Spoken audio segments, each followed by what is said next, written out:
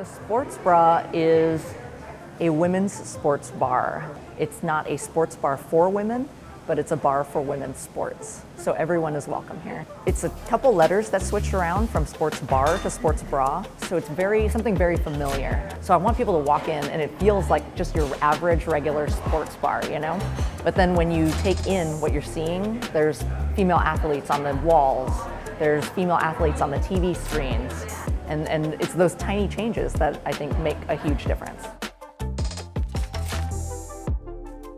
Being a longtime sports fan, both men's and women's, it's amazing to have a bar like this where it's just, you don't have to worry about finding some back TV to find your favorite playoff game of, you know, March Madness or whatever. This is going to be a wonderful community gathering place for all that love women's sports.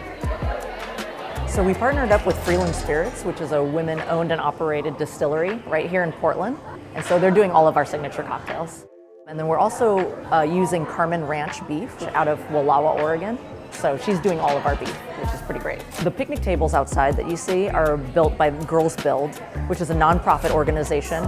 And they basically teach young girls how to build things, use power tools, measure things. And so, you know, I reached out to them and they were so excited. Ultimately, I want it to be a space for the community. You know, a place for people to come and celebrate girls and women's sports together. There's a culture and a movement that's building, that has been building for years and years and years to, you know, support our girls and women. And building that fandom, I think, is really huge because so many people don't realize how many fans women's sports have. I feel like the Sports Bra will help give the general public an idea of how hot women's sports really is. That's kind of my hope, is that it builds like this momentum and starts kind of a movement towards popularizing women's sports more.